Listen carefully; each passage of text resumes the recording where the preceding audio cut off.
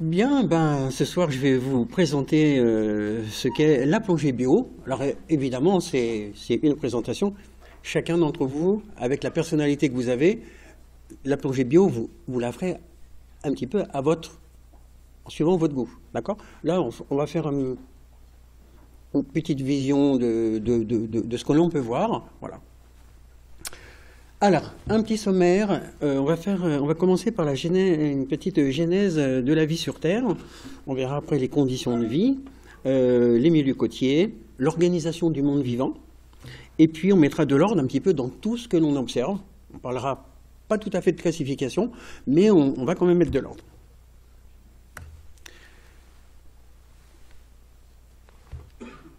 Donc, quand on essaye de représenter comment la vie est arrivée sur Terre, bon, il y a différentes manières, une belle petite spirale, on peut mettre une petite frise, on peut mettre des choses et d'autres. Voilà.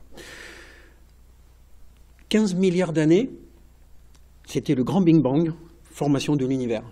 Alors bon, on n'y était pas, on va essayer pour certaines données d'accepter telles qu'elles arrivent, d'accord ?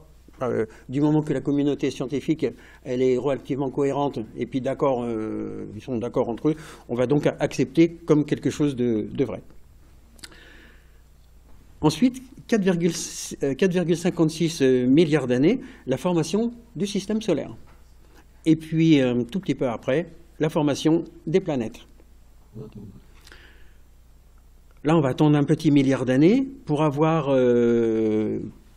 pour que maintenant on puisse avoir des traces des plus vieux fossiles. Il faudra attendre encore 700 millions d'années pour avoir le début de la production d'oxygène qui a été fait par des cyanobactéries. Ensuite, on arrive à 560 millions d'années avec un moment qui s'appelle l'explosion cambrienne.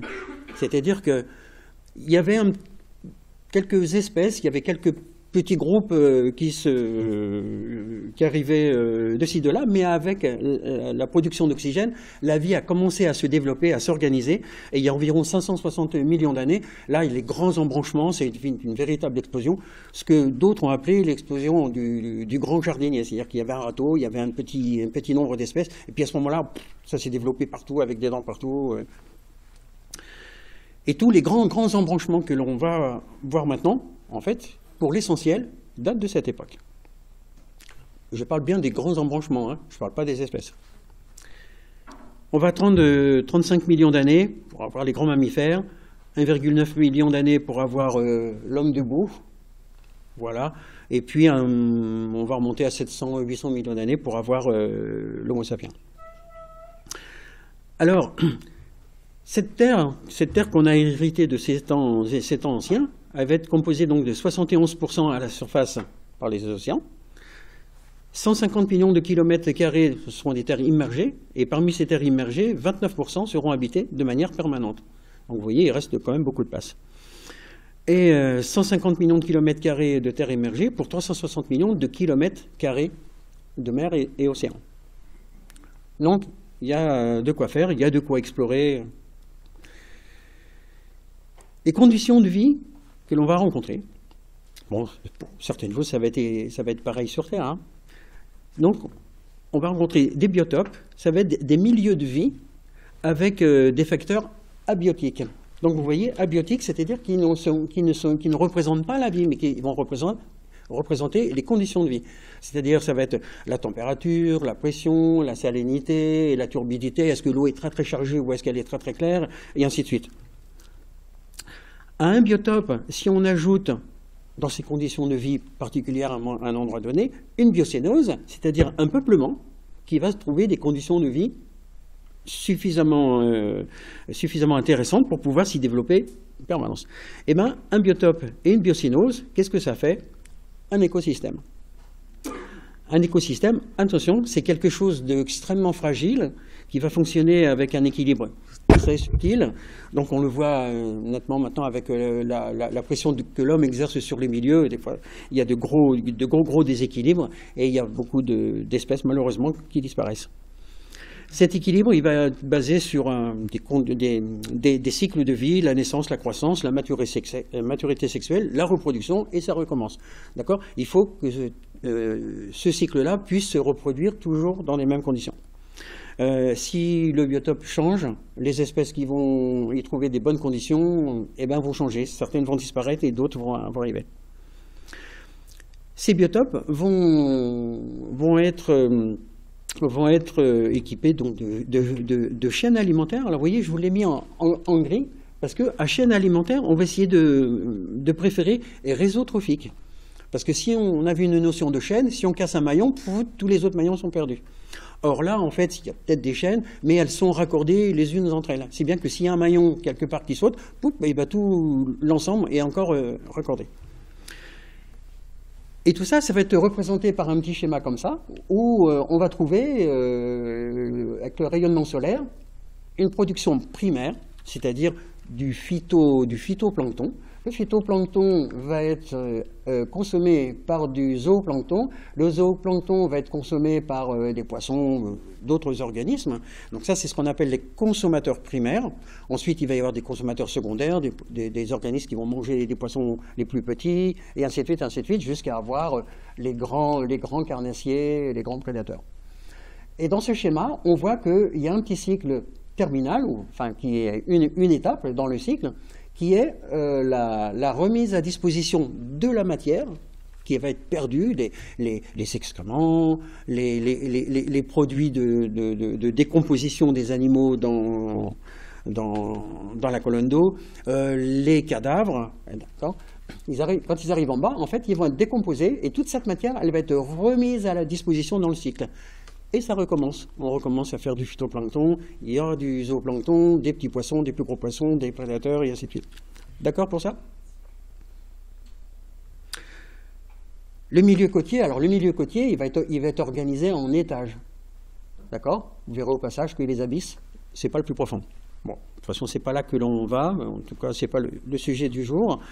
Nous, ce qui va nous intéresser, en fait, c'est la partie où qui va être très influencée par la lumière, par la présence de matière et les côtes.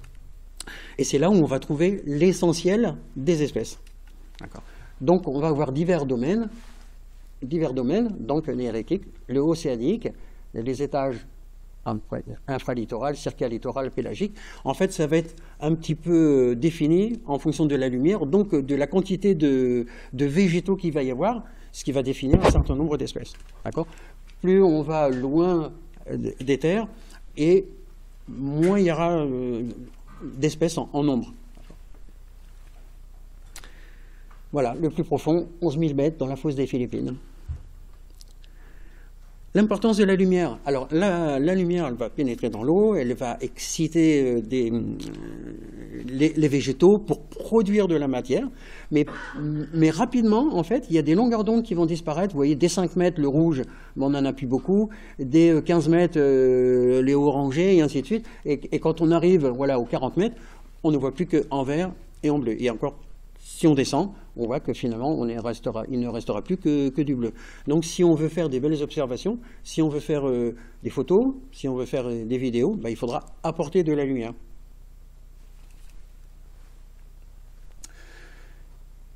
Nous, on a la chance, en étant à la Seine-sur-Mer, de se retrouver dans une zone qui est vraiment intéressante, parce que la courantologie générale de la Méditerranée occidentale, c'est-à-dire la nôtre, comparée à la Méditerranée orientale, on va avoir un courant, le courant principal, en fait, qui va être comme ça. De toute façon, partout, il y a des courants, il y a des contre-courants, enfin bon, bref. Mais la courantologie générale, elle va circuler comme ça.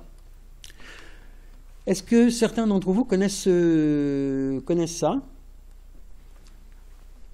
Ce petit schéma représente le sanctuaire Pélagos. Peut-être que vous avez entendu parler de ça.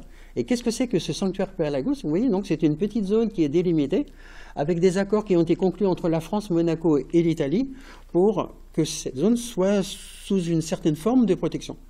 Et la protection, elle est plutôt destinée à tout ce qui est cétacé. D'accord?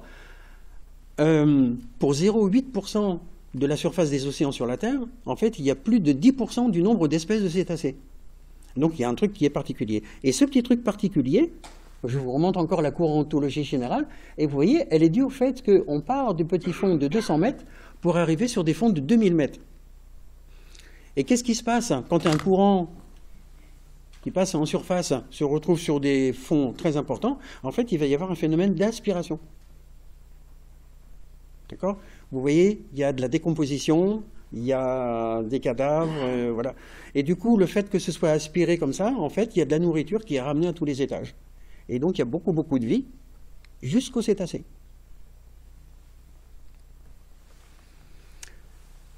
Alors, l'organisation du vivant, si comme ça, on se décidait, on ne connaît rien, puis on se dit un jour, tiens, je vais regarder, je vais essayer de m'intéresser, et je prends un bouquin, je regarde, mince, super compliqué. Bon, je vais en chercher un autre. Oh là là là là là. C'est super compliqué, voire même c'est super décourageant. Là, je vous en montre deux, il en existe plein. Des fois, c'est des renvois, des machins, des choses et d'autres, avec des mots complètement... voilà. Faire le tri de ce qui nous intéresse, eh ben, ça ne va pas être facile. Eh ben, la Fédé, elle l'a fait. Elle a fait un arbre phylogénétique, d'accord? Philo, les familles, voilà. Simplifié. C'est un arbre fédéral. Et on va retrouver dedans tout ce qui peut tout ce que l'on peut rencontrer, en tout cas, relativement facilement, même en regardant des petites choses, tout ce que l'on va pouvoir trouver facilement en plongée ou en randonnée palmée.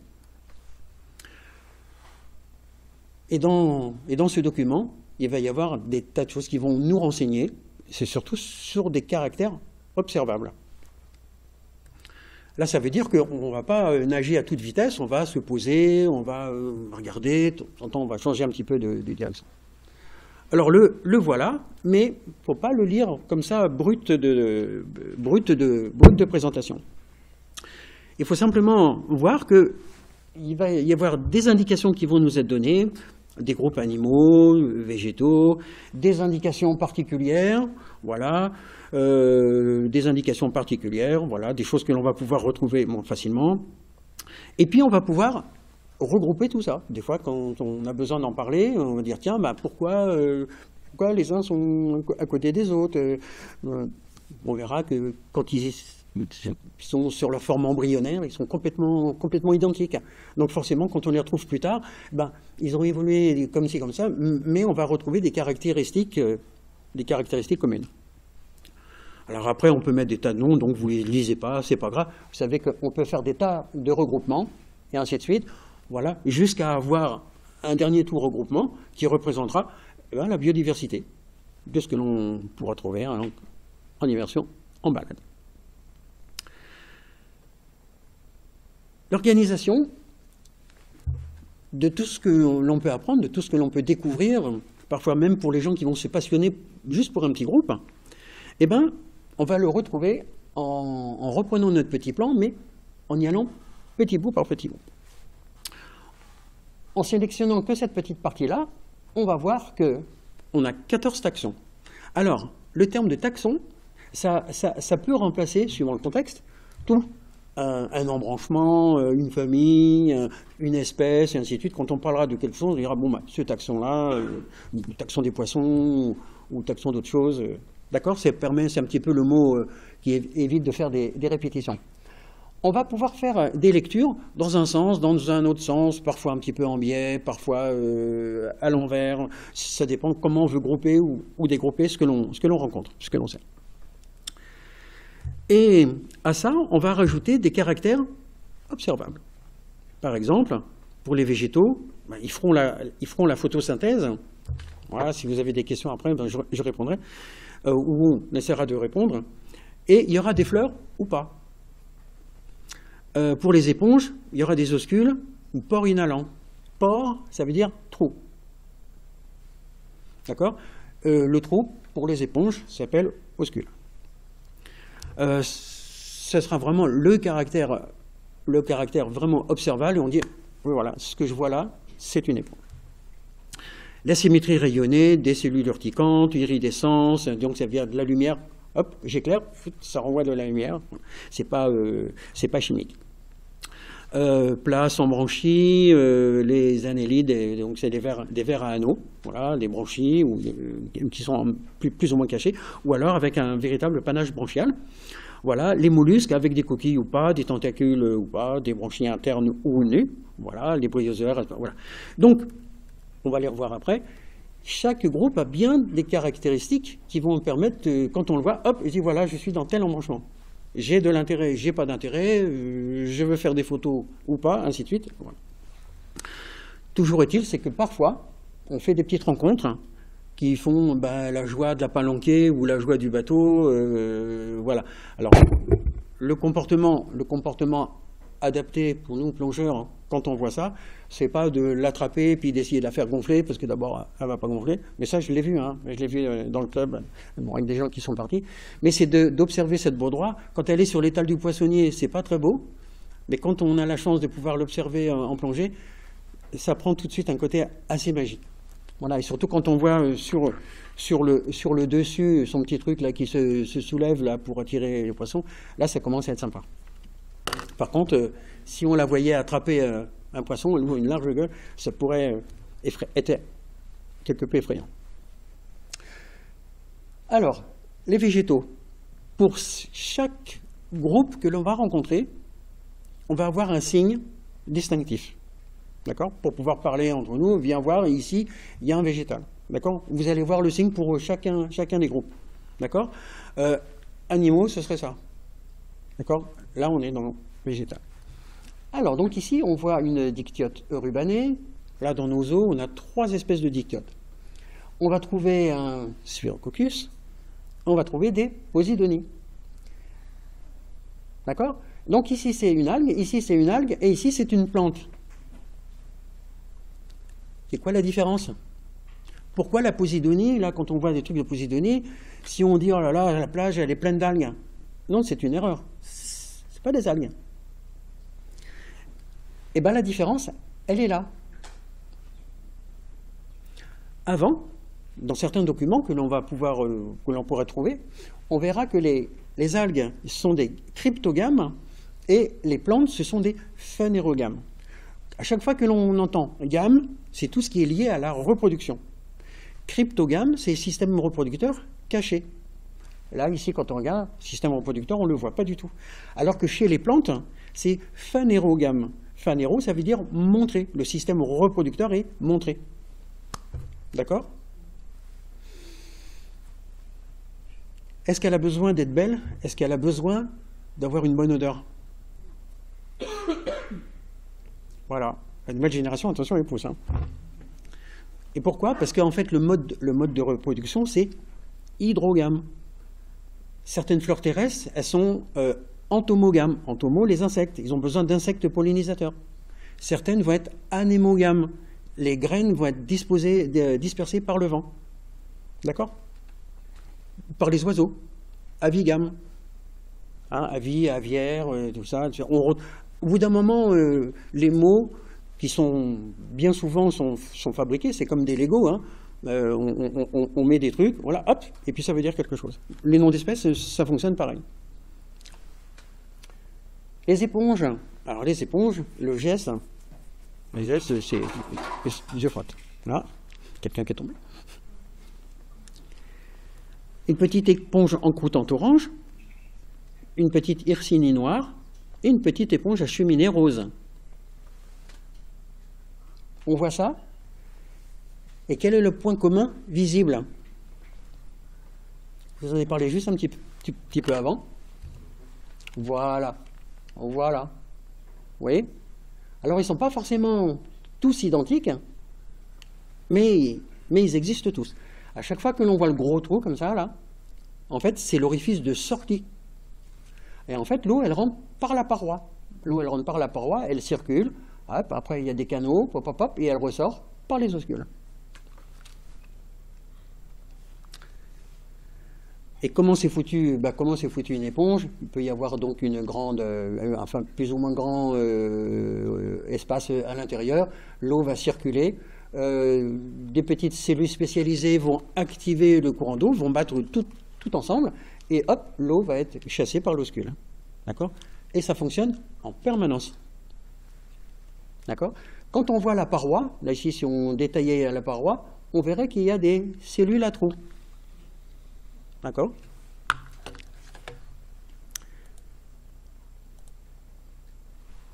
les cnidaires, tout ce qui est cnidaire, cnidaire, ça veut dire, cnidaria, ça veut dire qui ressemble aux orties. D'accord? Je ne vous ai pas dit juste avant, éponge, c'est aussi porifère. Fer, c'est qui porte des pores. Je vous ai dit tout à l'heure, les pores, c'est des trous. Donc les porifères, c'est les organismes qui portent des trous. Les cnidaires, c'est tout ce qui ressemble aux orties. Donc ici, on reconnaît donc une gorgone, on reconnaît une méduse et on reconnaît une anémone. Donc ça, c'est quand même assez courant chez nous. Là, ici, l'animal va être solitaire. Là, ici, ça va être une structure coloniale.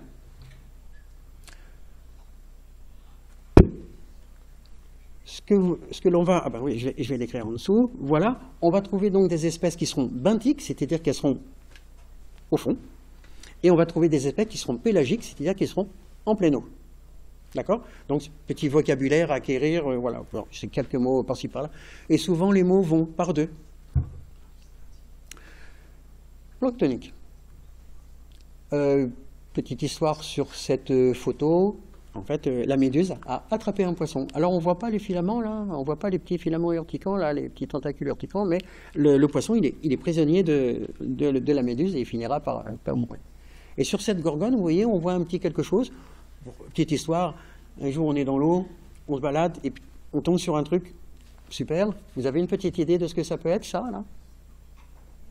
En fait, c'est les œufs. Et donc, en fait, toute la gorgone, elle est soit mâle ou soit femelle. En fait, ici, là, la gorgone, toute la structure, elle est femelle. Et donc, elle a émis ses œufs.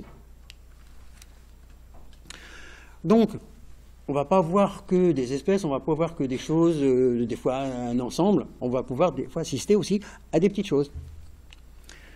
Donc tous ces cnidaires, on va les trouver souvent deux formes, la forme polype, donc comme ici l'anémone, ou alors sous la forme méduse, comme les méduses. Alors ça c'est intéressant par la suite, parce qu'on voit qu'il va y avoir des petites variations, et puis pour certains groupes, hop, on va passer de l'un, après la génération d'après c'est l'autre. Hop, et la génération d'après, hop, on revient sur l'un et on revient sur l'autre. Donc, il va y avoir des alternances. Et quel est le point commun de toutes ces espèces? Eh bien, en fait, c'est ce qui nous pique. C'est la cellule urticante, le cnidocyte. Donc, cyte, c'est cellule, et cnide, ortie. La cellule ortie, la cellule urticante. D'accord?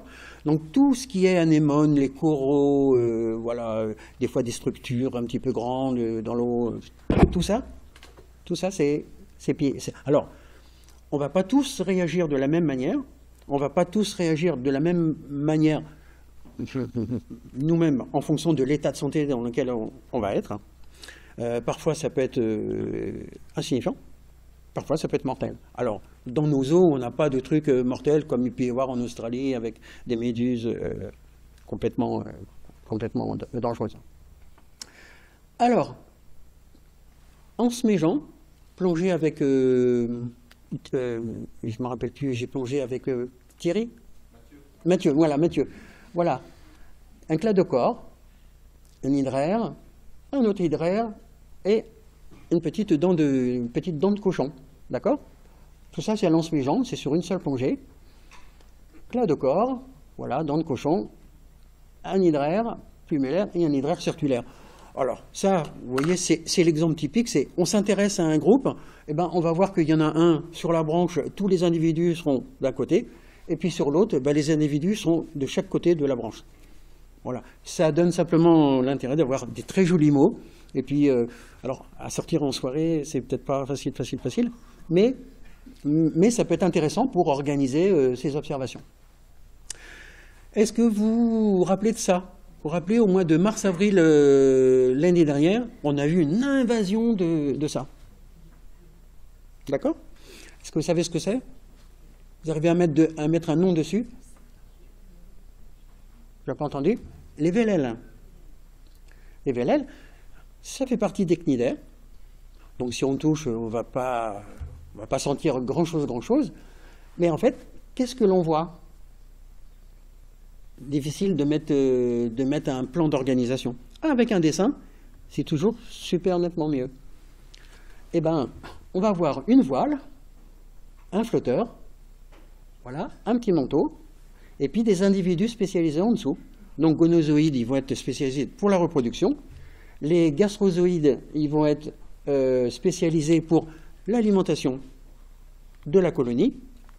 Et puis des individus qui vont être simplement là pour protéger un petit peu du regard des autres, protéger par leur simple présence des organismes qui pourraient venir à côté. Bon, ça a des prédateurs, d'accord? Les vélèles, donc ce sont des structures coloniales. D'accord? Alors on continue. Les cténophores. Les cténophores, forts comme le porifère, tout ce qui est fort, c'est qui porte. Ktène, en grec, ça veut dire des peignes. Donc ce sont des animaux qui vont porter des structures qui vont ressembler à des peignes. Alors, ici on voit une stature de Vénus, ici un Noctopotamus, et ici une petite Leucothea, vue de côté. Quels sont les points communs entre toutes ces espèces? Si on avait la chance de pouvoir en rencontrer un qui est en train de se nourrir, par exemple, eh ben on va voir qu'il va des tentacules qui vont rentrer et sortir. Ces tentacules sont équipés de cellules collantes et pas urticantes comme dans le groupe précédent, et des peignes, c'est-à-dire des petites palettes sur lesquelles il va y avoir des structures qui vont réfléchir la lumière. Et bien, ce sont ces petites palettes là en fait qui vont ressembler à des peignes, d'où le nom du groupe. Alors, quand on c'est surtout au palier, en fin de plongée, des fois on s'ennuie, mais si on arrive à regarder dans l'eau, on va arriver à en trouver. Plutôt vers mars-avril. Mars-avril, peut-être mai, voilà. C'est là où il y en a beaucoup. Des fois, on va trouver des grandes structures. Voilà. Quand on a identifié que c'était un cténophore, eh bien, on va pouvoir s'approcher. Parce que là, on va identifier que le danger, il est extrêmement réduit. D'accord? C'est pas comme si des fois on rencontre des trucs, on me dit c'est plutôt un cnidaire. Dans le moindre doute, on s'abstient de s'approcher à cause des tentacules urticants chez les cnidaires qui peuvent être parfois très très très longs. D'accord? Si on voit de loin, on tourne un tout petit peu, puis au bout d'un moment, les structures vont accrocher les rayons du soleil et on va voir ce qui se passe. D'accord? Pour les cténophores, les vers plats, alors comme leur nom l'indique, ils sont extra plats, très très fragiles. D'accord? Par contre, il y a une véritable beauté à les trouver et à les observer. Voilà. Alors il en existe des centaines d'espèces. Hein. Je crois que dans la baie des Sablettes, je ne sais pas combien on pourrait dire, peut-être il y a 10 espèces ou peut-être un petit peu plus. Si on allait à 11 méjean, peut-être à l'intérieur de la rade, peut-être il y aurait légèrement moins d'espèces, mais il sera certainement possible d'en rencontrer. Voilà, l'organisation interne, elle est encore assez simple, mais les vers plats, ils ont la particularité de se trouver entre tous les organismes qui sont relativement simples et après les organismes qui sont beaucoup plus complexes. En fait, ces vers plats, ils vont un petit peu faire la transition. Alors, on ne va pas parler trop d'anatomie à l'intérieur, mais et la particularité, lors de la reproduction, en fait, le mâle il vient se mettre à côté d'un autre individu et il se met n'importe où et la fécondation pourra se faire. Extra plat, très très fragile, surtout il ne faut pas y toucher. Voilà, et très très coloré. D'accord, on peut en trouver des noirs avec un liseré tout jaune pétant, tout ça. Non, c'est super. Même si sur une plongée on n'a pas vu spécialement grand-chose, le fait de s'arrêter un petit moment puis de regarder comment la nuit a lui, ça peut sauver une plongée. Les vers, donc signe des vers, d'accord, des némertes, des vers en forme de tubes qui vont vivre dans le sable, des vers qui vont être dans des tubes qui vont être plutôt fixés aux parois solides. Donc vous voyez, il y aura milieu rocheux, milieu sableux et puis les vers errants.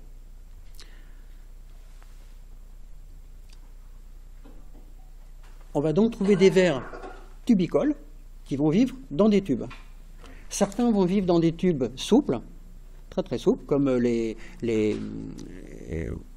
spirographes, hein, ou alors d'autres vont vivre dans des tubes calcaires très très durs. D'accord.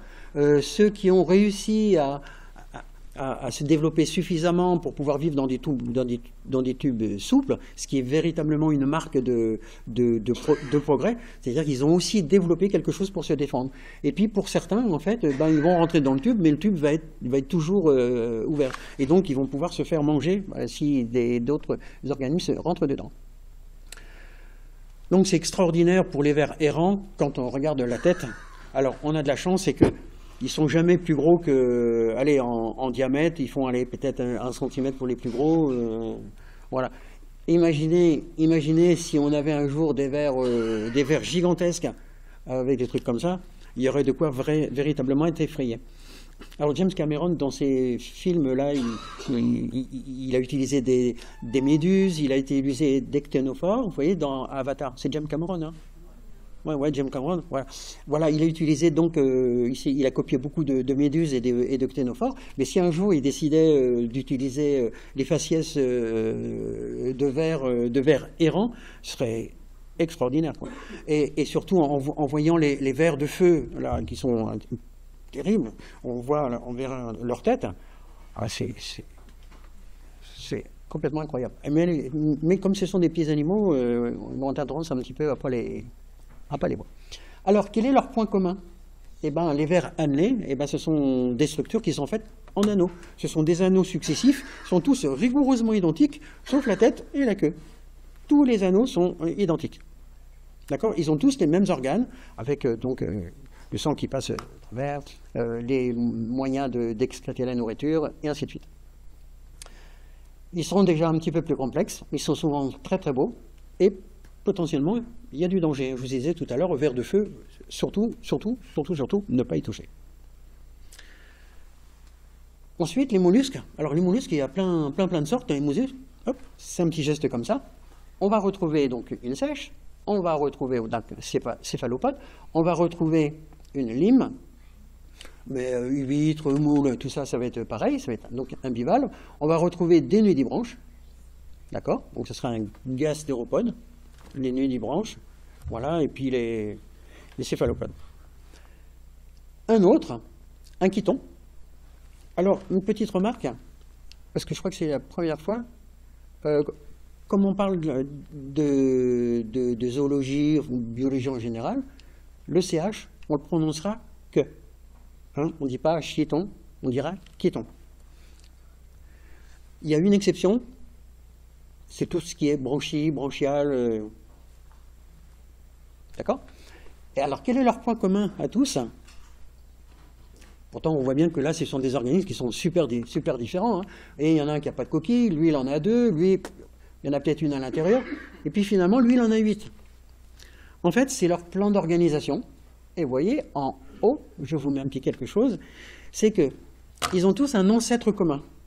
Voilà. Et puis, ben, certains ils vont aller un petit peu comme ça, d'autres ont acquis des caractères un petit peu différents, il y en a qui ont perdu leur coquille, il y en a d'autres qui ont leur coquille, il y a un petit reste de coquille à l'intérieur, pour les petits calamars, une petite plume, et ainsi de suite. Et puis d'autres ont 8 coquilles, enfin 8, la coquille, elle est articulée en 8 plaques, voilà, qui sont reliées ensemble par une petite paroi souple.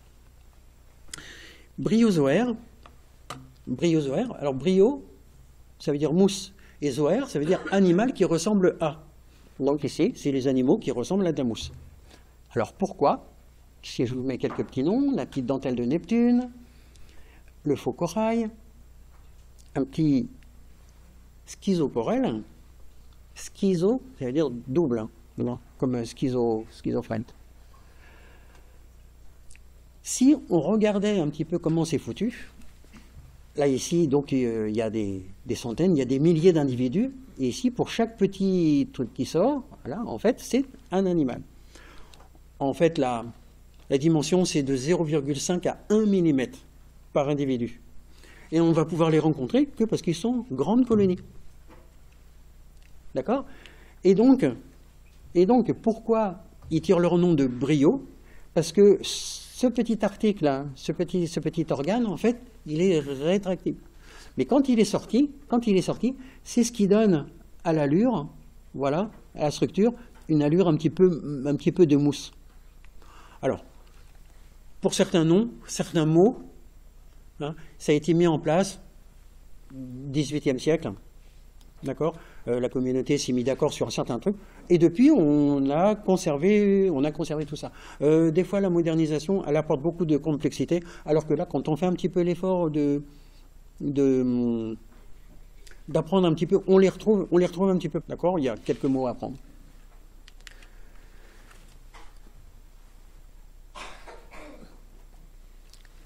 Donc, dans certains documents, on va montrer que c'est des structures qui sont très complexes, parce que là, on voit qu'il va y avoir de la musculature, il va y avoir tous les organes reproducteurs, il va y avoir tout un tas de trucs. Les animaux sont capables de développer des embryons dans des parois dédiées. En se mégeant au pied d'une posidonie, hop, un joli bryozoaire, enfin joli, tout est relatif, hein, voilà. Et donc, on voit très très bien sur les bordures, voilà, les individus qui sont dédiés à la fixation de la structure sur le support. Bryozoaire, vous avez vu, le geste, c'était ça. Les crustacés, là, le geste, c'est facile. On voit donc une langouste, des crevettes, petite galatée. Alors évidemment, on ne va pas tous les trouver dans les mêmes milieux. Souvent, les crustacés, on va les voir dans les milieux rocheux. Mais la galatée, elle, on va les trouver dans les petites anfractuosités. Les crevettes, on va les trouver plutôt dans des grottes, dans des trous, plutôt protégés. Et la langouste, elle, peut être un petit peu partout. Là, j'ai plongé avec Mathieu il y a un mois. Dans la Posidonie, on était, je ne sais pas, à 5 mètres, on a trouvé une belle langouste dans la Posidonie. Voilà, donc on peut en trouver partout. Nous, dans la baie des Sablettes, on en a à 1 mètre de fond. Et pas des minuscules, hein, des normales. D'accord ? Donc en fait, il faut juste chercher et on arrive à trouver. Et quelle est la particularité des crustacés ? En fait, c'est que ce sont encore des animaux segmentés, mais à la différence des vers, à chaque segment correspond une fonction. Donc tous les segments vont être différents. Donc on oublie le tout premier, et encore une fois, on oublie le tout dernier. Et donc, suivant les espèces, on va avoir 16 segments, 21, 23 segments, et ainsi de suite. Et à chaque fois, on va avoir un segment qui va correspondre à quelque chose. Donc, on va avoir les lèvres, les mandibules, les maxillipèdes. On va trouver au moins 5 paires de pattes. Au moins 5 paires de pattes. Et puis, chez les crevettes, on va trouver aussi des pattes nageuses. Alors que chez tous les autres, là, ici, c'est les pattes marcheuses. D'accord ? C'est pour ça que les crevettes, des fois, on va les trouver en pleine eau parce qu'elles ont une capacité à nager. D'accord pour les crustacés ? Les échinodermes. Alors, les échinodermes, le geste, c'est ça. Parce qu'une des caractéristiques, c'est d'avoir une organisation à 5 axes. D'accord ? Avant, on faisait ça, mais comme il y a trop de confusion avec stop, d'accord ? Donc, le geste, c'est ça. 5 axes. Des fois, c'est pas forcément visible, et puis parfois, il y en a beaucoup plus. Donc, une petite étoile coussin, une holoturie, un oursin. D'accord, ça, c'est facile à rencontrer. Petite histoire, ici, cette holoturie, elle est en train de se reproduire. D'accord, c'est une holoturie mâle. Ce qu'il y a de merveilleux dans ce groupe animal, c'est qu'à l'intérieur, il y a une espèce de machine hydraulique, voilà, sous pression, qui va permettre à l'animal de se déplacer.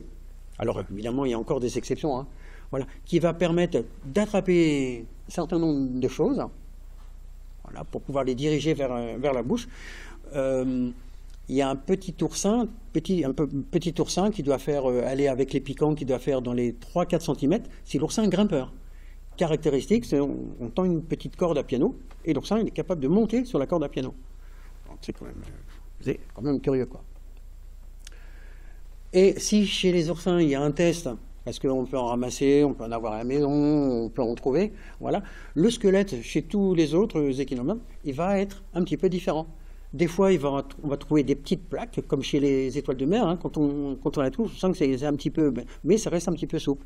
Mais chez l'holoturie, on va avoir des toutes petites pièces de calcaire disséminées dans la peau, ce qui va permettre à l'animal, si on l'attrape, de se rétracter et de devenir très très dur. Donc c'est son système de défense. À l'Anse-Méjean, on trouve une étoile rouge.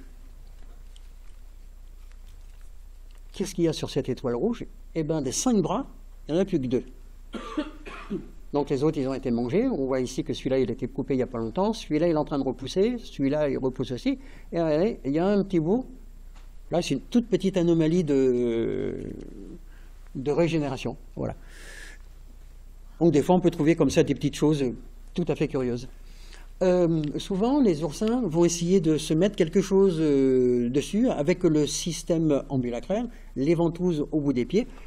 Il va essayer de capter quelque chose pour se camoufler. Alors, on ne sait pas au niveau de sa réflexion comment ça fonctionne, mais ce comportement-là est visible quand même assez couramment. Des fois, c'est des algues, des fois, c'est une coquille, des fois, c'est n'importe quoi. Et là, c'est un test. C'est un test d'un autre oursin. Donc, c'est Anse-Méjean. Et puis parfois, donc là c'est dans la baie des Sablettes, parfois on va voir quelque chose qui ressemble à une étoile de mer, qui n'a pas 5 bras, mais qui a une multitude. Donc au départ il y en a 5, après il y en a 10, il y en a 20, il y en a 40, et on peut trouver 200 ou même davantage. Et ce qui est super, c'est pour ça que le comportement en immersion, il est quand même important, parce qu'on voit quelque chose, mais ce serait bien que les gars qui sont derrière, les autres membres des autres palanquets, puissent aussi voir la même chose. Quand on voit ça, en fait, ce qu'il faudrait, c'est tout éteindre tout de suite. On éteint tout, on s'approche tout doucement, on va faire une photo, on allume, on fait la photo, et on éteint. Parce que ça vit d'une manière sciaphile. Fil, qui aime, scia, l'ombre. Donc, c'est des animaux qui vivent à l'ombre. D'accord? Comme des vers, ils préfèrent l'ombre. Et dès qu'on les éclaire, en fait, hop. Et donc, la magie de ce truc-là, ça va être un petit peu perdu parce qu'on aura un peu trop insisté sur les lumières. Pour beaucoup, en fait, on va pouvoir les éclairer un petit peu. Mais si on insiste un tout petit peu trop, ça ne marchera pas. Et une gorgonocéphale, je vais vous mettre le nom, une gorgonocéphale adulte, donc ça va être un animal qui va être grand comme ça, mais avec les bras déployés, ça peut faire quelque chose comme ça. Et on les trouvera toujours, leur milieu de vie, c'est essentiellement sur les gorgones pourpres. Voilà. Et quand on les trouve qui sont complètement déployés comme ça, magnifique. Juste magnifique. Les tuniciers. Alors le signe tunicier, c'est comme ça. Parce que ça va être un animal qui va pomper de l'eau en permanence, qui va filtrer l'eau en permanence, avec un orifice d'entrée, un orifice de sortie. Une acidie simple, tunicier, ça veut dire que ce sont des structures recouvertes d'une tunique. Mais la tunique, elle va être très très variable. Donc ici, on va trouver une acidie simple, ici une acidie sociale, c'est-à-dire que c'est plusieurs individus qui vont vivre sur une même structure ou sur un même pied. Et puis ici, des acidies coloniales. On va retrouver aussi qui vont vivre en pleine eau, des salpes. Et donc, qu'est-ce que l'on voit en fait? On voit que finalement, l'animal, c'est pas grand-chose, mais dedans, il y a le cœur, il y a le système nerveux, le système reproducteur, le système digestif, tout y est. Et tout le reste, c'est occupé par le filtre. D'accord? Là, ici, on voit que, finalement, on voit qu'on ne voit pas grand-chose, mais qu'est-ce que ce serait une observation réussie? C'est je m'approche, je regarde à l'intérieur, là, parce que la photo, elle ne permet pas, mais il y a parfois, on voit la forme du filtre à l'intérieur. Et c'est ça qui est important pour organiser le groupe des acidies simples, en fait, c'est de voir, en fait, comment il faut le filtre. D'accord? Donc ici, on voit très très bien, par transparence, que finalement, à l'intérieur, il n'y a rien. Il faudra aller juste au fond, pour retrouver l'ensemble des organes. D'accord? Et ici, en fait, c'est une structure avec une tunique qui est quand même assez épaisse, où alors là, les individus sont regroupés par un certain grand nombre. Donc on voit sur la paroi des petits trous, voilà, et le trou de sortie, le siphon de sortie, en fait, il est commun. En fait, ils sont donc tous soudés ensemble à l'intérieur de la tunique. L'arrivée d'eau, elle est individualisée, mais la sortie est en commun. Donc voilà ici un petit... d'accord, on va pas le détailler, bon, on voit les organes, on voit l'entrée d'eau, et hop, on voit la sortie. D'accord, avec le système coproducteur, digestif et tout ça. Alors là, ici, la proportion, elle n'est pas tout à fait réservée. En fait, ça occupe normalement encore bien plus de place.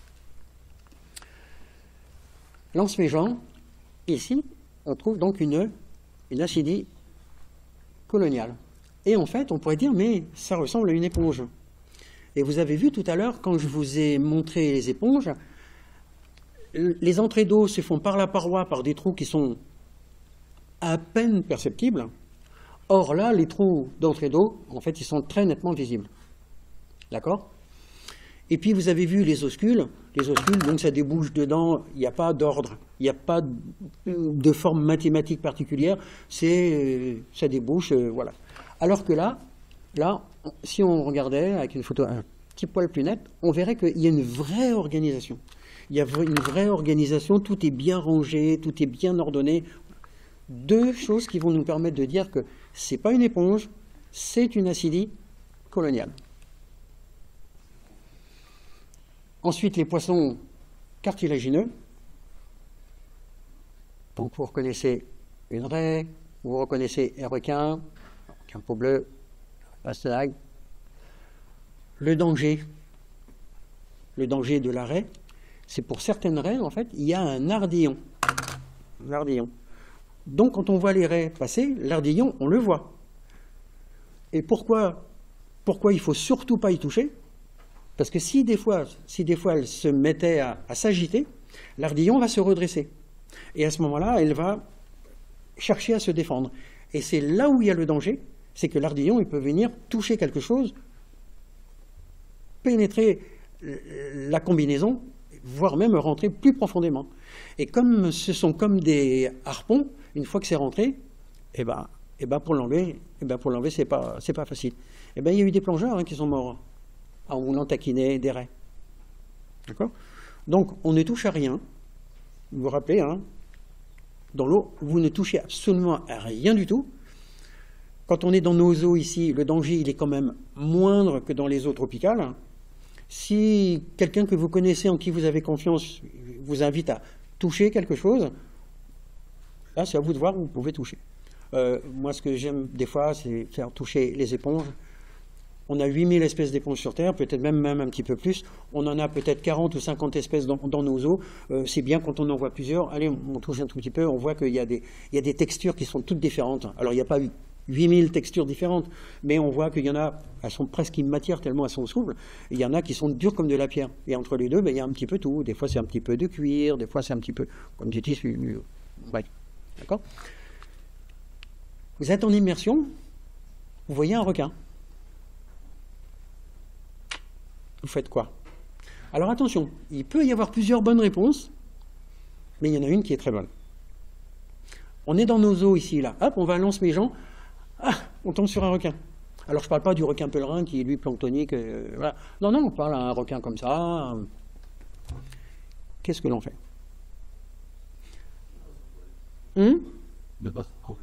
Voilà, ça c'est une des bonnes réponses. En fait, la meilleure réponse, c'est d'ouvrir ses yeux en grand. On est dans nos eaux. On n'est pas en Afrique du Sud, on n'est pas en Californie, on n'est pas à La Réunion le matin, le soir. Il y a énormément d'âneries qui sont dites au sujet des requins.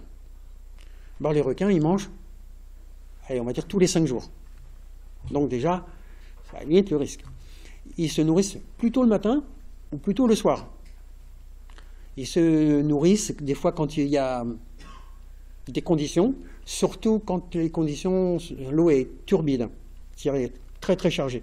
En fait, parfois ils font aller juste mordre parce que peut-être que si on avait un bon petit gâteau, un bon petit casse-croûte, voilà, c'est toujours ça pris, d'accord? Donc, s'il y a des eaux infestées par des requins, si les eaux sont troubles, on n'y va pas. Le matin, tôt, on n'y va pas. Le soir tard, on n'y va pas. Il y a eu un cycle de conférences au centre de la mer à Paris, au centre océanographique. Et puis, dans le cycle requin, un jour, il y avait les requins de la Réunion. Et il y avait un gars qui était là et à qui il manquait une jambe. Et le gars, il a témoigné, il a dit, ce n'est que de ma faute. Je le savais, j'étais bien, c'était la fin de journée, je savais qu'il fallait que je sorte. Le bord était à 10 mètres, et il était assis sur sa planche, et il s'est fait mordre. C'était plus son tour, mais il le savait. D'accord? Dans nos eaux ici, on n'a pas ça. On n'a pas ça. D'accord? Il faudra aller loin. Le grand blanc. Le grand blanc. Les dents de la mer. Est-ce qu'il y en a en Méditerranée? Bah oui. Oui. Des fois, on voit un requin, on dit « Oh, c'est un requin, il fallait... » Foutez-lui la paix. Vous connaissez quelqu'un qui s'est fait mordre? Alors, est-ce que vous connaissez quelqu'un qui connaît quelqu'un qui s'est fait mordre? Donc, vous avez la réponse à votre question. Vous voyez un requin dans nos eaux ici, ouvrez vos yeux en grand. Voilà. Quand on pose des questions comme ça, il y a des fois, il y a des réponses idiotes. Je nage, je remonte au bateau, je vais lui mettre des coups, et ainsi de suite, ainsi de suite. Bon, ça marche pas. Et puis tout ce que l'on voit, après avoir nourri des requins, on peut leur faire des choses que normalement on ne fait pas dans la nature. D'accord? Donc on voit des choses sur Internet et tout ça, vous oubliez. D'accord? Voilà, alors, ce qui est intéressant, quand on le rencontre, c'est un petit peu comme les poissons. Il y a des clés de lecture. D'accord? Donc ça, on apprend quand on fait les cours, c'est ce qu'ils appellent le fish watching, donc l'observation des poissons. On va regarder de la tête à la queue, on va regarder des détails, ainsi de suite. Vous êtes en train de nager, hop, vous voyez un poisson, et 3 secondes après, vous êtes capable de le décrire. D'accord? Mais il y a un ordre pour le lire. D'accord? Donc ici, on voit, et ainsi de suite, voilà. Par exemple, tous les requins ont des nageoires pointues, sauf le grand requin océanique qui a des nageoires et des bourrons, et ainsi de suite. Vous voyez, donc à chaque fois, on va trouver quelque chose. Donc le squelette est complètement cartilagineux. On a des poissons qui ont l'apparence cartilagineuse, mais ils ont une partie d'osseux, donc ils seront toujours rangés dans les poissons osseux. D'accord, les poissons. Donc là, on a la chance de voir un crénilabre pan mâle. Alors tout ce qui est labre, centrolabre, crénilabre et tout ça, labre, c'est lié aux lèvres. Donc vous voyez, il a les lèvres très très épaisses. Une petite anecdote. Donc ici c'est un sar à museau pointu.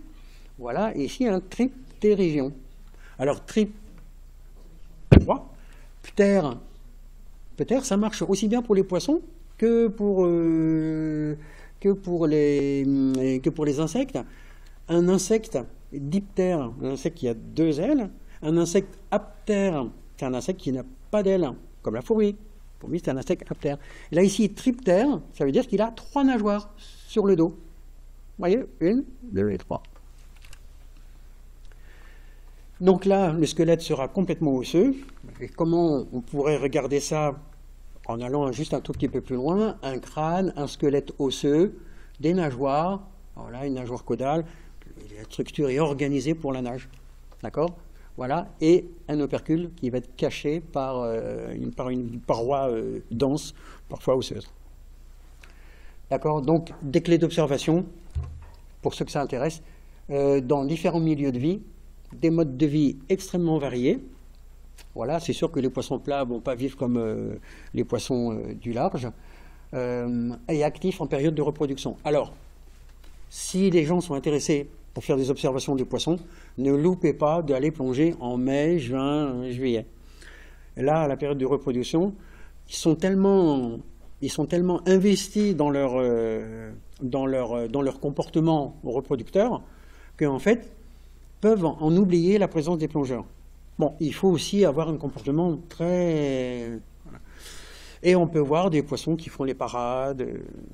Voilà, la femelle elle est devant, puis elle regarde si le mâle est toujours là, puis le mâle il nage à côté, puis elle se retourne, et puis elle regarde ailleurs, tout ça. C'est observable, c'est très très net, et c'est vraiment super. On va en voir d'autres qui vont faire leur nid, et ainsi de suite. Et dans l'apparence des poissons, vous voyez ici, lui, il va être proche du fond, de nageoires sur le dos. Lui, c'est une petite saupe, elle est en pyjama. C'est-à-dire que, quand on va parler de poissons, l'aspect couleur, on en parlera le plus tard possible. Parce qu'entre le jeune et le vieux, ça ne peut pas être les mêmes couleurs, ça ne peut pas être les mêmes livrées. Mâles et femelles, il va y avoir des livrées parfois extrêmement différentes. Suivant qui dort ou qu'il est actif, il va avoir aussi, voilà, en période de reproduction, les mérous, par exemple, les mâles, on va dire presque noirs, alors qu'ils sont bruns, clairs, avec des taches blanches sur le dessus. Voilà, donc lui il est posé au fond avec une nageoire en deux parties, avec des... Hop là, pardon, qu'est-ce que j'ai fait? Voilà, avec une nageoire avec des rayons durs et des rayons souples. D'accord? Et lui, il va avoir deux petites nageoires sur le dos qui seront relativement espacées, mais qui seront bien l'une en face de l'autre, suivant qu'il c'est dessus et dessous. D'accord? Les attyrines, il y a, c'est pareil, 3 ou 4 espèces. Donc, pas facile à identifier. Là, pour ceux qui auraient envie de faire de la plongée de nuit, même de la randonnée palmée de nuit, en fait, vous allez voir plein de stratégies différentes des poissons quand ils dorment. Alors, il y en a, on ne va pas les voir. Regardez les cassagnols la nuit, on ne les voit pas. Les girelles, on ne les voit pas, ils vont se cacher. Mais il y en a d'autres. Là, par exemple, lui, il dort. Là cette attyrine, elle dort. Elle est en pleine eau et elle dort. Alors, quand il y en a plein partout. Les tétrapodes, alors, les tétrapodes, les tortues, tout ce qui est oiseau et tout ce qui est cétacé. Cétacés, Adam, aphanon, tout ça, c'est dans les tétrapodes. La particularité, tétrapode, donc 4 membres, 4 pieds, terminés par des doigts, mais en 2 paires. Et pourquoi en 2 paires? Parce que parfois, il y a une extrême différence entre les 2 paires antérieures et les 2 paires postérieures. Vous voyez, chez la baleine, par exemple, on va voir les 2 grandes nageoires, et puis à l'arrière, l'évolution d'une lignée qui est en mer, qui est venue sur Terre, qui est retournée en mer. En fait, la paire arrière, en fait, elle s'est réduite à presque pas grand-chose. Voilà, l'évolution est passée par là. Vous voyez les oiseaux, entre les 2 membres devant et les 2 membres postérieurs, il y a une sacrée différence. Là, sur la tortue, peut-être moins flagrant, mais on voit que la paire de membres à l'avant, elle va surtout aider à la nage, alors que la paire arrière, non. Et en fait, ce qui est intéressant pour arriver à comprendre que tout ça, en fait, c'est issu d'ancêtres communs, c'est si on fait des observations du squelette. Donc, vous voyez ici l'humain, donc un oiseau et puis une baleine, et on retrouve en fait les mêmes structures. Alors, elles n'ont peut-être pas la même dimension, elles ne sont peut-être pas disposées exactement pareil, mais on retrouve les mêmes structures. Donc il y a forcément quelque part quelque chose qui a été commun. Après, l'évolution, le temps qui passe, les caractères qui s'acquièrent petit à petit avec la reproduction, eh ben, ça fait qu'on a des espèces différentes. Et avec les mammifères, donc, on atteint le plus haut niveau de complexité. Quelques petites images sympathiques. On parlera donc d'association. Des fois, on va trouver des choses qui vont vivre ensemble. Alors, des fois, ça peut être purement alimentaire. Des fois, ça peut être le hasard. Les animaux, ils sont là, ils se croisent, ils restent un petit moment ensemble. Des fois, ils restent plus longtemps ensemble. Et à chaque fois, les modes d'association vont prendre un nom différent. Les symbioses, le parasitisme, le commensalisme. C'est-à-dire qu'on mange tous ensemble à la même table, mais on ne partage pas du tout notre nourriture. Hein, on fait de la colocation. Voilà, une éponge rognon avec une polyménie, un verre polyménie. Ici, alors là, la structure, elle fait presque 15 cm, l'ensemble. C'est à la profondeur exceptionnelle de 2 mètres, mais c'est la nuit. D'accord? Et il y a, sur ce Bernard, le grand Bernard l'ermite, en fait, il y a 10 anémones. 10 anémones. En fait, ils pourraient très très bien vivre chacun dans leur coin, mais ils vivent vachement mieux quand ils sont ensemble. D'accord, voilà donc les anémones. Ici, ici, on voit de temps en temps une méduse œuf au plat. Donc ça, c'est dans la, c'est au Cap-Brun. Donc en se mélangeant, on pourrait trouver ça très très bien. Donc c'est une œuf au plat. Les conditions d'éclairage fait que normalement ici c'est beaucoup plus blanc et ici c'est franchement orangé. Donc ça ressemble à un œuf au plat. Et puis il y a une structure en dessous. Donc c'est une méduse qui est faiblement urticante, mais qui a la particularité d'être toujours accompagnée de son petit cortège de poissons. Et si vous regardez bien, hop, et ben il y en a un qui est planqué dedans. Il y en a un qui est planqué dedans. D'accord? Alors, la méduse, c'est du plancton. C'est issu du grec qui veut dire errant. C'est porté par les eaux.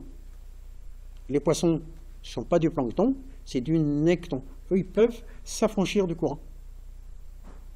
D'accord? Le plancton, ce n'est pas que des petites choses microscopiques. Le plancton, c'est tout ce qui se promène avec le courant, avec la masse d'eau en fait. La masse d'eau, elle est en courant. Des fois, on dit oui, mais elle se déplace. Oui, elle peut se déplacer, voilà, suivant le rythme circadien, c'est-à-dire le rythme 24 heures. Donc, elles vont monter plutôt la journée, se nourrir, et la nuit, on en voit un petit peu moins.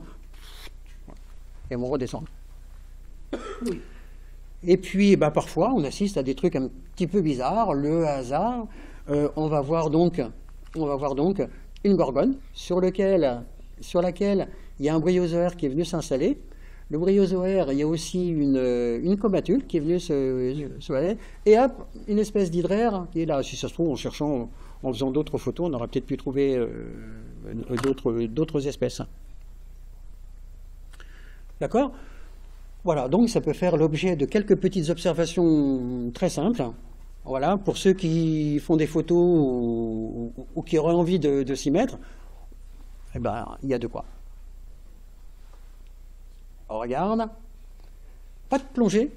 Non, maintenant, on abandonne la bio pour d'autres considérations. Pas de plongée bio s'il n'y a pas de sécurité. Pour ceux qui débutent ou pour ceux qui vont débuter, vous avez un directeur de plongée qui va assumer la responsabilité de l'organisation. D'accord? C'est strictement à respecter. Dès lors qu'on a envie de faire un petit peu autre chose, c'est que la plongée, c'est pas pour vous. D'accord? C'est pas notre milieu. Quelque part, on est toléré, mais le plus grand danger que l'on va pouvoir trouver, en tout cas dans nos eaux, c'est toutes les bêtises que l'on va pouvoir faire et pouvoir accumuler. D'accord? Chaque fois qu'il y a un accident, quand on regarde, qu'on fait les analyses, ça paraît, voilà, ça paraît évident. Le comportement et donc les recommandations. D'accord? Comportement, on essaye de rien saccager, on essaye de bien se comporter, la lampe juste comme il faut pour pouvoir profiter à fond, on touche rien, on ramasse rien. On communique, et plus on communique, et meilleur c'est. Ça nous permettra déjà de bien profiter pour dire il y a un truc à regarder ici, une association, machin, un crabe avec, je sais pas moi, un verre. Et aussi pour se sécuriser. D'accord? C'est pas parce qu'on fait de la plongée bio qu'il y en a un qui part là-bas puis que l'autre il part par là. Ça marche pas comme ça. Hein. Ça marche pas comme ça. La sécurité, elle doit toujours être présente et ça doit être au-dessus de toutes les autres considérations. Ensuite, pour arriver à se donner une personnalité respectueuse, on va tenir compte de la charte du plongeur responsable, de la charte internationale du plongeur responsable. Il y aura des considérations donc avant, pendant et après la plongée. Avant, on va essayer de choisir des structures qui sont respectueuses, labellisées dans la mesure du possible, ou en tout cas reconnues ou au moins recommandées par des gens que vous connaissez. On a une structure qui a fermé, qui a été fermée administrativement à la Seine. Quand on voit le compte rendu, c'est pas encourageant. Pendant, donc on ne nous rouille pas, on ne harcèle pas, on ne remonte rien. Après, on partage le fruit de ces rencontres, on ne rien acheter de ce qui a été arraché à la mer.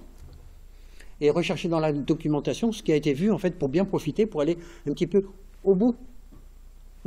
Si on a vu par exemple une parade, c'est bien de savoir en fait c'était quoi l'espèce. Et puis finalement c'était à quel moment.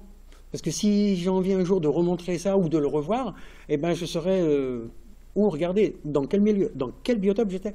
Est-ce que c'était rocheux? Est-ce qu'on était au-dessus des herbiers? Et ainsi de suite. Ensuite, pour ceux qui veulent faire de la formation bio, il y a un cursus. D'abord, il y a un premier niveau, niveau 1 bio, qu'on appelle donc PB1, plongeur bio 1.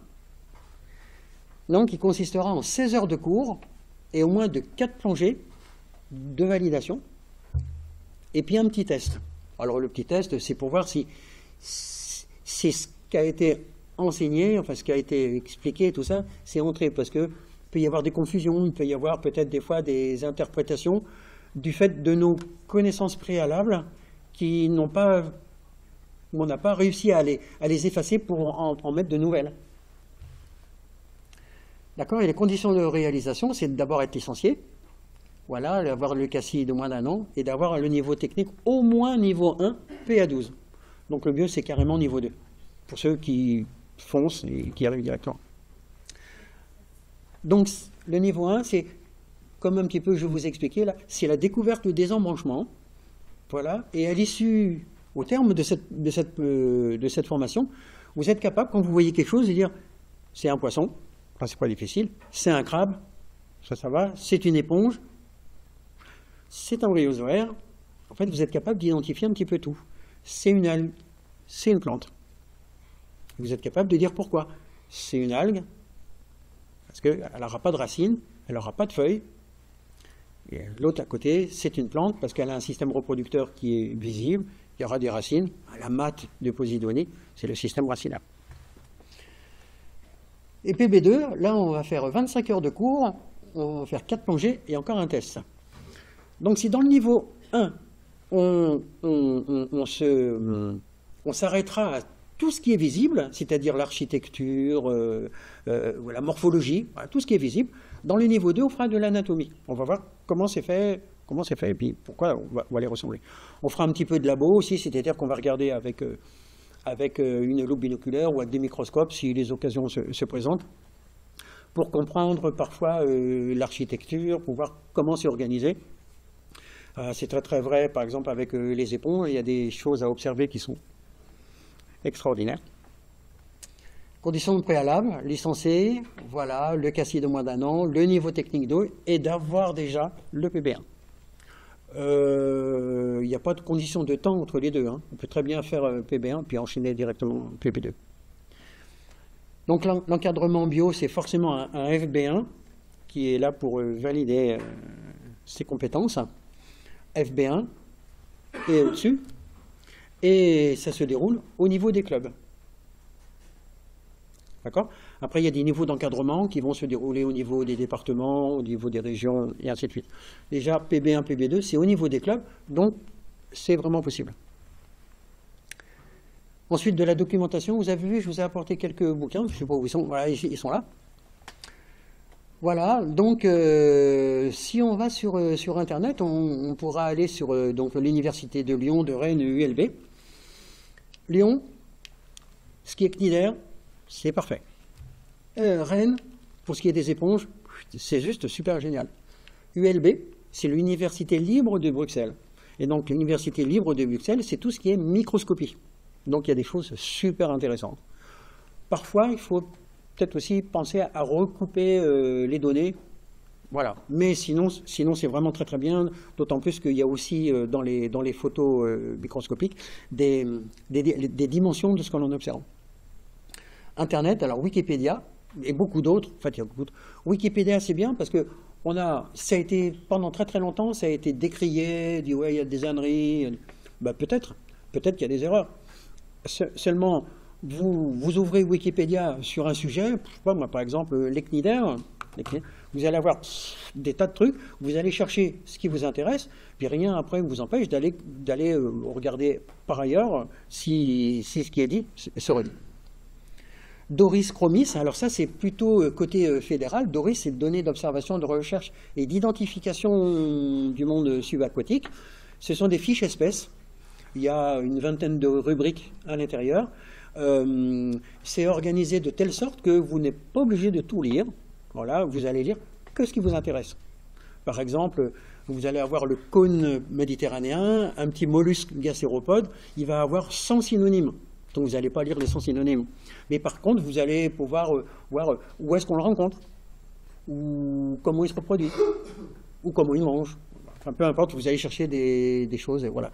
Et à chaque fois, dans chaque fiche espèce, vous avez un certain nombre de photos. Alors ça va aller de 3 à 20 photos. Alors que si vous avez un bouquin, chaque fois on va vous parler d'une espèce, ben on va vous présenter une photo. Alors des fois elle est pas mal, puis des fois elle n'est pas terrible. Permettra pas, enfin en tout cas, d'identifier quelque chose. Alors que là, avec Doris, vous allez avoir des choses jeunes, vieux, en faisant ci, en faisant ça, dans tel endroit ou ailleurs, avec des petites variations de couleurs ou des petites adaptations, voilà. Donc Doris, c'est absolument incontournable. Et Chromis, c'est le... Zut, j'ai oublié l'acronyme. Ouais, c'est le carnet électronique de plongée. D'accord? Et ça permet de choses. Déjà, de rentrer de manière électronique ces plongées. J'ai fait quoi? J'ai vu quoi? Patati patala. Voire même y mettre des nouvelles photos. Et c'est surtout, ça permet aussi que quand on veut aller quelque part, on regarde s'il y a des sites qui sont connus et on voit en fait toutes les espèces qui ont été rencontrées. Donc l'un est complément de l'autre. Voilà, et puis beaucoup de documentation. Donc vous avez les livres là. Alors, ça va, comment dire, ça va de très très simple à assez complexe. Vous allez avoir des petites plaquettes immergeables. Bon, bah, d'accord, bon, j'ai vu le codium. J'ai vu le codium, voilà. Après, vous allez avoir des livres simples. On va vous expliquer qu'il y a un certain nombre d'espèces. Après, vous pouvez trouver des livres comme celui-là. Voilà, c'est le plongeur biologiste en Méditerranée. Il va reprendre tout ce que je vous ai dit là. Voilà. Mais tous les termes qui sont un petit peu techniques, un petit peu scientifiques et tout ça, il y aura toute l'étymologie en dessous. Donc ça, vraiment, c'est presque un incontournable. Celui-ci, il décrit la Méditerranée en fonction des milieux. Alors les milieux faciès battus, pécam, rocheux, comme si, enfin voilà, donc il y a des tas de trucs, il y a des tas d'acronymes. Là c'est bien, mais ça veut dire que là déjà on est parti un petit peu plus loin. Et puis enfin il y a la Bible du plongeur. Donc c'est le Subaqua. C'est la toute dernière édition, elle a peut-être un mois ou deux, donc là elle est distribuée maintenant à foison. Et ça va donc c'est très très bon pour les tout débutants jusqu'aux formateurs. Donc ça s'adresse vraiment à tout le monde. Et puis celui qui est dans son coin et puis qui veut dire tiens, j'ai vu un truc, tiens, quand même simplement. Bon bah il peut prendre le chapitre du groupe qui l'intéresse et puis voilà. Jusqu'au jour où finalement il aura envie de venir dans une formation. Voilà, et puis échanger. Parce qu'en fait d'apprendre tout seul, c'est peut-être bien, mais si on commet quelques petites erreurs, eh ben les erreurs, on va les cumuler. Alors moi, ce que je recommande tout le temps, c'est quand on fait une présentation, vous avez une question, posez-la. Ben, vous la posez comme vous voulez, il n'y a pas de question idiote en fait. Posez votre question, vous avez un trouble, vous avez un truc, vous n'arrivez pas à comprendre, vous êtes persuadé de choses et d'autres, on a dit un truc qui est un petit... Ça va à l'encontre... voilà.